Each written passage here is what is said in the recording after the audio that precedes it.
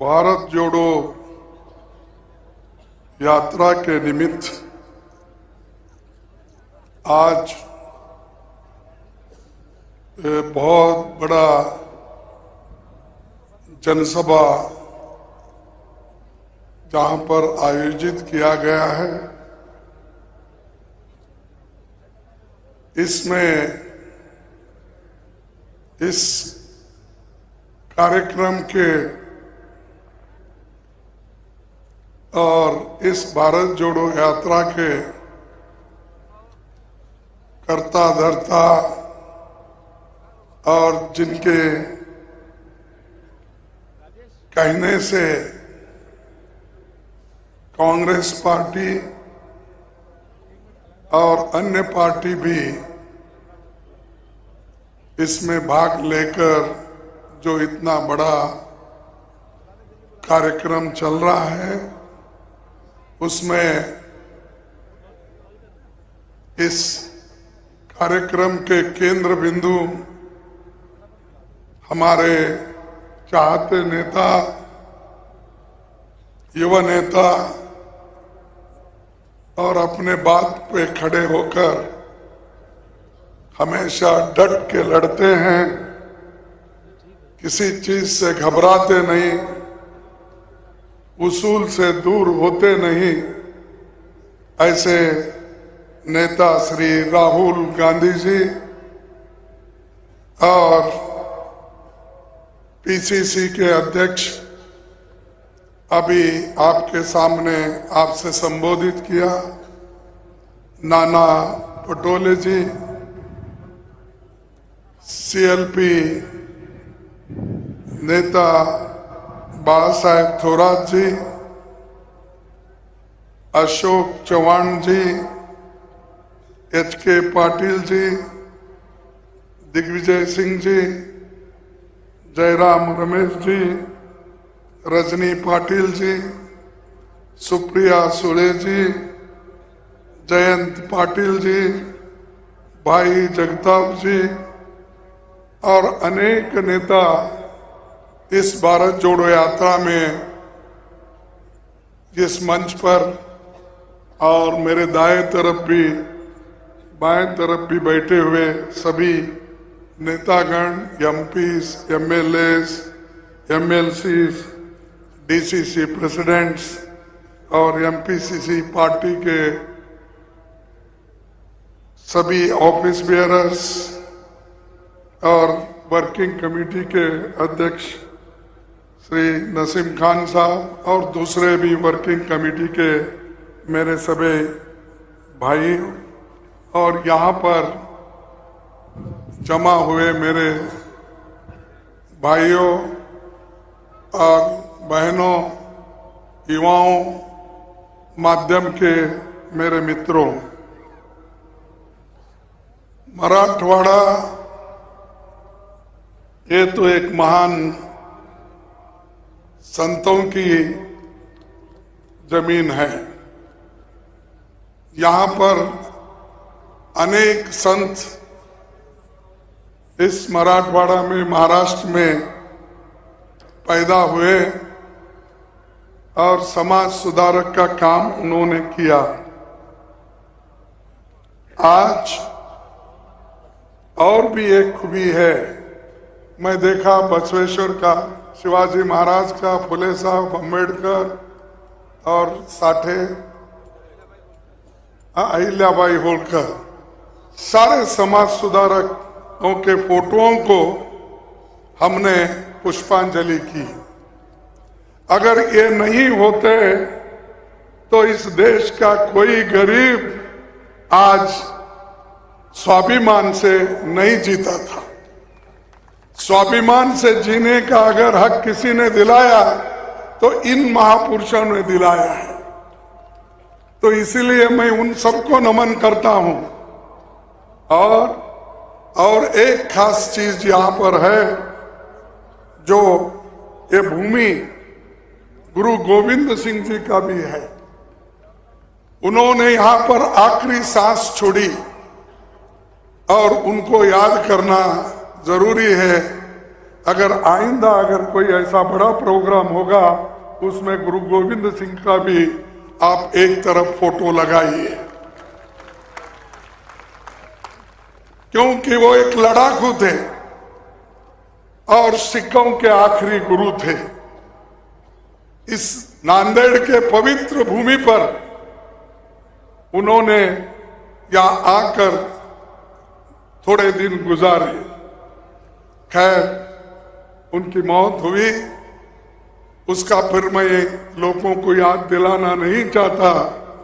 मैं यही चाहूंगा कि जो लड़ते हैं उनको याद करना हमारा धर्म होता है।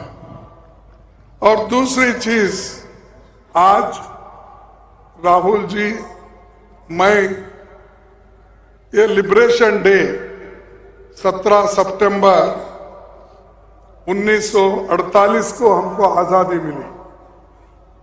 सभी देश में सब लोगों को, नाना पटोले को, थोराट साहब को हमसे 1 साल पहले मिली, लेकिन हमको 13 महीने के बाद आजादी मिली। इसीलिए हमारा 75वां साल नेक्स्ट अभी से प्रारंभ होगा। तो ऐसी चीजें हैं। और नांदेड़, यहां से ही फ्रीडम फाइटर्स का एक सेंटर था, जिन्होंने यहां पर आजादी के लिए, लिबरेशन के लिए लड़ा, और उसका स्मारक भी आपने यहां बनाया है। उसको भी मैं नमन करते हुए अपने बात को आपके सामने रखूंगा। और ये खासकर भारत जोड़ो यात्रा क्यों राहुल जी हाथ में लिए? क्योंकि देश में इतनी नफरत फैल रही है और इतना हर जगह झगड़े, हर जगह धर्म में झगड़े, जातियों में झगड़े, और इस देश की संस्कृति को, जो पंडित जवाहरलाल नेहरू जी कहते थे, यूनिटी इन डाइवर्सिटी, अरे विविधता में ही एकता है। और उन्होंने जो कहा वो करके दिखाए। उनके 17 साल के जो अवधि थी, उन्होंने जो हुकूमत की, उस 17 साल में उन्होंने ये बताया कि देश को कैसा एकजुट रख सकते हैं। महात्मा गांधी जी ने बताया, और हमारे मौलाना आजाद ने बताया, जिनके जन्मदिन कल है। तो सरदार वल्लभ भाई पटेल ने बताया। ये सभी नेता लोग जो आजादी दिलाए, देश को एक करके उन्होंने सबको लोकतंत्र का पाठ पढ़ाया। लोकतंत्र के तहत सरकार चलाई, आजादी भी दिलाई, लोकतंत्र भी लाई। और डॉक्टर बाबा साहब अम्बेडकर, जो महान नेता, जिसने दलितों को लिबरेट किया, उसने संविधान लिखा। उसके संविधान के रक्षा के लिए भी पूरे लोग काम करते हुए आए। और आज संविधान खतरे में है, लोकतंत्र खतरे में है, और युवाओं को कोई नौकरी नहीं है। आज युवा डिग्रियां लेके रास्ते पे घूम रहे हैं, उनको कोई नौकरी नहीं मिल रही। लेकिन इससे पहले बीजेपी सरकार ने ये कही, क्या कही, प्रधानमंत्री क्या कहे, हर साल मैं 2 करोड़ नौकरियां दूंगा। अब 9 साल हो चल रहे, कहां है 18 करोड़ नौकरियां? सरकारी जो स्टेट और सेंट्रल गवर्नमेंट में कम से कम 30 लाख वैकेंसीज है। ये अश्योर्ड जॉब्स है और अश्योर्ड जॉब में सबको बहुत से सहूलतें मिलते हैं, लेकिन 30 लाख जो नौकरियां स्टेट गवर्नमेंट में और सेंट्रल में खाली है, वो मोदी जी भर्ती नहीं करने दे रहे। क्यों नहीं करने दे रहे? और परसों मैं टीवी में देखा, पेपर में भी पढ़ा, उसमें क्या था कि उन्होंने 75,000 लोगों को अपॉइंटमेंट्स के, सब अपॉइंटमेंट्स के ये लेटर दे रहे थे। अरे देश में तो 30 लाख नौकरियां खाली है, आप 75,000 वो भी सरकारी नौकरी देकर मैंने इतने नौकरियां दिया, ये कह रहे हो? क्या बात है? आपके 18 करोड़ तो अलग, लेकिन सरकारी नौकरी भी नहीं दे रहे। क्या आप ऐसे लोगों से अपेक्षा कर सकते हैं देश के युवाओं को वो मदद करेंगे? क्या ये आप अपेक्षा कर सकते हैं ये देश को एकजुट रखेंगे? ये नहीं, युवाओं को दिशा भूल कर रहे हैं। इसीलिए राहुल गांधी जी चाहते हैं कि नौजवानों को, युवकों को नौकरी मिले। आज कीमतें बढ़ रही हैं दिन पे दिन। पहले तो मोदी जी बोले, बीजेपी वाले बोले कि भाई मुफ्त में सिलेंडर देंगे, फिर बाद में 400 रुपए की सिलेंडर, अब कितनी हो गई? 1100 रुपए। फिर भी चंद लोग मोदी मोदी बोलते, मुझे समझ में नहीं आ रहा। और वो 70 साल में कांग्रेस ने क्या किया, ये बात हमेशा आप सुने होंगे। ये जुमले 9 साल से वो बोलते ही रहते हैं, लेकिन इधर इधर थोड़ा बंद करें, क्योंकि वो कुछ नहीं कर सके। क्या एक डैम नहीं बन सके? लोगों को नौकरी देने के लिए पब्लिक सेक्टर नहीं बन सके? जो पब्लिक सेक्टर पंडित जवाहरलाल नेहरू जी ने बनाया था, वो सब बेच के खा रहे। एयरपोर्ट बेच रहे हैं, पोर्ट बेच रहे हैं, रास्ते बेच रहे हैं, और जो कुछ मिला वो सब कुछ बेचते जा रहे हैं। हम जो कुछ कमाया था ये सब घुमा रहे हैं, बेच रहे हैं, और चंद लोगों के हाथ में संपत्ति जा रही है। इस देश में अमीर अमीर बन रहा है, गरीब गरीब बन रहा है। 1% लोगों की संपत्ति इस देश में 22% है, और 50% लोगों की संपत्ति सिर्फ 13% है। आप देखिए। और एक आदमी, जिस आदमी के पास 10-20 करोड़ रुपए थे, वो आज 2 लाख 4 लाख करोड़ का मालिक हो गया। ये कैसा हो रहा है? तो इसलिए हम चाहते हैं इस देश में संविधान के तहत सरकार चले, लोकतंत्र का हिफाजत हो। इसीलिए तो राहुल गांधी जी अब कम से कम 60 दिन से या 58 दिन से जो उनकी पदयात्रा चल रही है, इसलिए चल रही है कि लोग नफरत जो फैला रहे हैं, लोगों में जो लोगों को बांटने की कोशिश कर रहे हैं, उनको जोड़ने की कोशिश राहुल गांधी जी कर रहे हैं। तो इसलिए ये भारत जोड़ो यात्रा महत्व रखती है। कन्याकुमारी से कश्मीर तक वो चलते जा रहे हैं।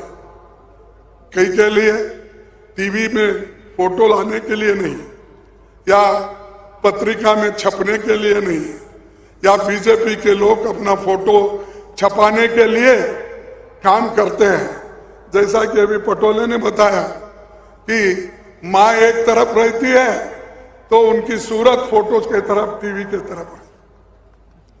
तो यह सब जुमलेबाजी, फोटोग्राफी करके लोगों को जो दिशाभूल कर रहे हैं, उसके लिए हम सोचना चाहिए, क्योंकि अगर बाबा साहब बनाए हुए संविधान को आप नहीं बचा सकेंगे तो आप कहीं के भी नहीं रहेंगे, स्वाभिमान से नहीं जिएंगे। आपको freedom of expression, adult franchise, ये किसने दिया? एक जमाने में चंद लोगों को ही वोटिंग पावर था, ब्रिटिशर के जमाने में। खैर निजाम के जमाने में तो वो भी नहीं था। तो जो लोग वोट देते थे, जिसके पास ज्यादा से ज्यादा जमीन हो, इनकम टैक्स पे हो, ऐसे लोगों को वोटिंग की पावर थी। जब बाबा साहब अम्बेडकर ने संविधान बनाया, पंडित जवाहरलाल नेहरू जी के कहने पर उन्होंने अडल्ट फ्रेंचाइज को लाया। आपके पास पैसे हो या ना हो, आप गरीब हो अमीर हो कोई भी हो, सबको बराबरी का हक उन्होंने दिलाया। उसकी हिफाजत के लिए आप लड़ना है, उसके लिए आप काम करना है, किसी और के लिए नहीं। अपने आप को बचाने के लिए या आपको जी तोड़ के काम करना होगा। आज भारत में जो सुधार आप देख रहे हैं, जो हमारे पास बहुत से कॉलेज खुले, engineering college, medical colleges, hospitals, ये किसने किया? अभी हम हमारे अशोक चौहान जी के म्यूजियम में गए थे, उनके पिताजी के नाम से। वो वहां पर एक फोटो उन्होंने बताया, जो एक बहुत बड़ा इरिगेशन प्रोजेक्ट इस एरिया में बनाया गया। उसके वजह से बहुत से तालुका में वहां पर पानी आया और बहुत से लोगों को उसका फायदा हुआ। शुगर फैक्ट्रीज आए, ये सब शुगर फैक्ट्री हो, कोऑपरेटिव सोसाइटीज हो, मिल्क डायरीज हो, ये सब किसने किया? कांग्रेस ने किया। कांग्रेस अगर नहीं होती, ऐसे प्रोजेक्ट कभी आते ही नहीं थे।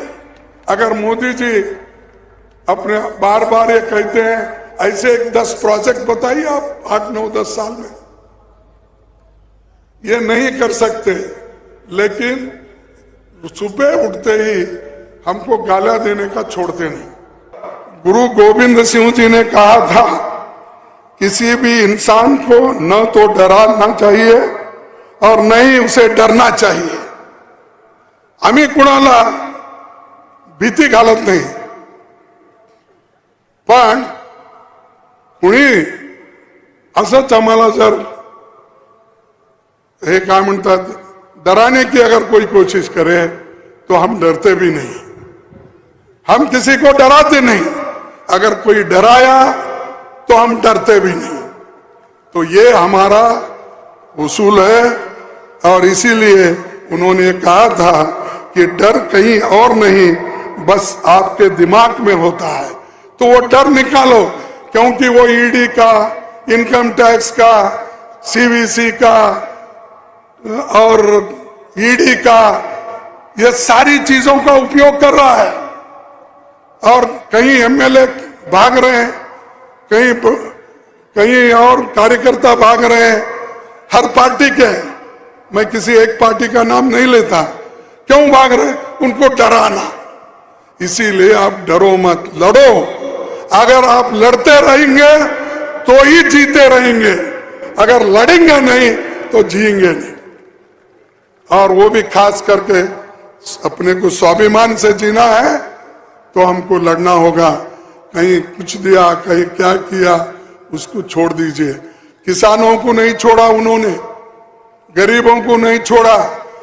अरे बच्चों के पेंसिल के ऊपर जीएसटी लगाया, आटे के ऊपर जीएसटी लगाया, खाने की चीजों पर जीएसटी। ऐसी बुरी गवर्नमेंट कभी नहीं आई थी। तो इसीलिए मैं आपसे यही विनती करूंगा कि आप डरो मत, एक होके हम और आप एक होके लड़ेंगे। ये मत पूछो राहुल जी आपको क्या देने वाले हैं, राहुल जी तो अपनी बात बताए कि ये चलो हम मिलके चलेंगे तो ही देश को बनाएंगे। इसीलिए एक बार मेरे को याद आती है, कैनेडी ने, जॉन एफ कैनेडी ने एक बात कही थी। जब वो चुनाव में ठहरे थे तब एक आदमी ने उठकर कहा कि आप चुन के आने के बाद मुझे क्या देने वाले हो, मेरे लिए क्या करने वाले। तब उन्होंने कहा, अरे भाई, ये प्रश्न पूछने से भी अगर आप ये पूछ सकते थे मैं चुन के आने के बाद हम और आप मिलकर देश के लिए क्या कर सकते, अगर ये पूछते तो अच्छा होता। तो ऐसा ही आज राहुल गांधी जी और हम और आप मिलके देश के लिए क्या करेंगे ये सोचिए। इसीलिए मैं आप सबको विनती करता हूं, एकजुट होकर संविधान को बचाओ, लोकतंत्र को बचाओ, गरीबों को बचाओ, किसान को बचाओ, सबको बचाओ, महिलाओं को बचाओ। आज कितने रेप हो रहे, कितने मर्डर हो रहे, और जब कभी एक बार हम जजमेंट को देखते हैं तो भी हैरान हो जाते हैं। तो इसीलिए संविधान के तहत चलाना हम सबका फर्ज है। ये काम आप सभी करेंगे और ये जो भारत जोड़ो यात्रा यशस्वी जरूर हो जाएंगी और सरकार आज न कल बदला के हम दिखाएंगे। पूरी हम कोशिश करेंगे। ये कहते हुए मेरे 4 शब्दों को समाप्त करता हूं। जय हिंद, जय हिंद, जय हिंद। अरे जोर से बोलो, आपकी आवाज सुन के कोई बीजेपी वाला सो गया तो उठना चाहिए। जय हिंद, जय हिंद, जय महाराष्ट्र, जय भीम।